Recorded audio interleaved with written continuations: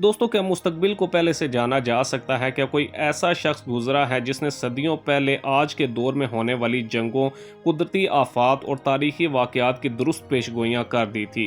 तारीख एक ऐसे नाम से रोशनास करवाती है जिसका जिक्र आते ही एक पुरस्रार और ताकतवर शख्सियत का ख्याल ज़हन में उभरता है। वो नाम है मिशेल डी नोट्रे-डाम, जिसे दुनिया आम तौर पर नोस्ट्रेडामस के नाम से जानती है। एक ऐसा शख्स जिसकी लिखी हुई 4 मिसरों की नज़्में सदियों से सवालों, तनाज़ात और खौफ का सबब बनी हुई हैं। आज की वीडियो में हम नोस्ट्रेडामस की पुरस्रार दुनिया में गहराई से उतरने की कोशिश करेंगे। दोस्तों, नोस्ट्रेडामस 14 दिसंबर 1503 को फ्रांस के शहर सेंट रेमी में पैदा हुए। इनका ताल्लुक एक यहूदी ख़ानदान से था जो बाद में ईसाईयत इख्तियार कर गया। इन्होंने मुआशरती उलूम, फ़लसफ़ा और तिब की तालीम हासिल की और एक काबिल डॉक्टर बने। इन्होंने इस वक्त ताउन जैसी मुहलिक बीमारी के फैलाव को रोकने में अहम किरदार अदा किया, लेकिन इनकी शोहरत का असल सबब तिब नहीं बल्कि मुस्तकबिल की पेशगोइयाँ थी। इन्होंने अपनी मशहूर ज़माना किताब ली प्रोफेसीज़ यानी पेशगोइयाँ 1555 में शाया की। इस किताब में इन्होंने क्वारंटीन नामी 4 मिसरों वाली 942 से ज़्यादा नज़में लिखी, जिनमें इनका दावा था कि ये सन 3797 तक के वाक़यात को ज़ाहिर करती हैं। दोस्तों, नोस्ट्रेडामस की पेशगोइयाँ इंतहाई मुबहम और अलामती ज़बान में लिखी गई हैं। इन्होंने मुख्तलिफ़ ज़बानों के अल्फाज को मिलाकर इस्तारों और तमसीलों का इस्तेमाल करते हुए एक पेचीदा और रमजिया अंदाज़ इख्तियार किया है। मिसाल के तौर पर वो किसी बादशाह या मलका का नाम बराह रास्त लेने के बजाय शुमाल से आने वाला शेर या बड़ा आदमी जैसे अल्फाज इस्तेमाल करते थे। इनके इसी मुबहम अंदाज की वजह से बाद में आने वाले मुअर्रिखीन और तशरीह करने वाले लोगों ने इन नज़्मों को अपने अपने दौर के वाक़यात से जोड़कर इनकी तशरीह पेश की। दोस्तों, सवाल ये पैदा होता है कि क्या नोस्ट्रेडामस ने वाकई कुछ बड़े वाक़यात की दुरुस्त पेशगोइयाँ कर दी थी? इनके हामी ऐसी बेशुमार मिसालें देते हैं। इनका कहना है कि इसने हिटलर के अरूज की पेशगोई कर दी थी। इनकी एक नज़म में हिटलर का लफ्ज़ इस्तेमाल हुआ है जिसे हिटलर से मुशाबियत दी जाती है।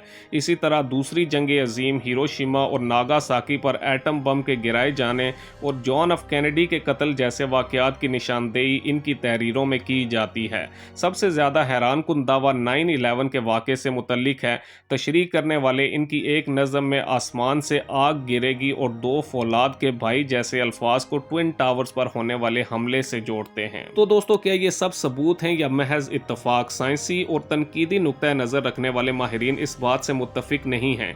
इनका कहना है कि नोस्ट्रेडामस की नज़में इस कदर मुबहिम हैं कि इन्हें दुनिया में होने वाले तकरीबन किसी भी बड़े वाक़े पर फिट किया जा सकता है। ये एक नफ्सियाती मज़र है जिसे बर्नम इफ़ेक्ट कहा जाता है, जहाँ मुबहिम बयानात को इनफरादी तौर पर दुरुस्त समझ लिया जाता है।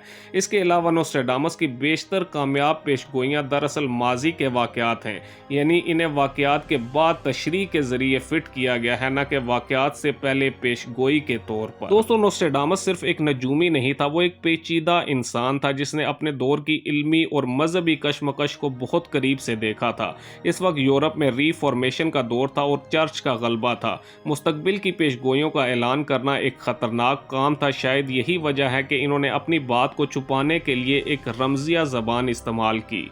इनकी मौत 2 जुलाई 1566 को हुई, लेकिन इनकी पुरस्रार मीरास आज भी जिंदा है। दोस्तों, आखिर में ये कहना मुनासिब होगा कि नोस्ट्रेडामस की पेशगोइयाँ साइंस के बजाय ईमान और तशरीह का मामला हैं। साइंस के पास अब तक कोई सबूत मौजूद नहीं है कि कोई इंसान मुस्तकबिल को यकीनी तौर पर जान सकता है।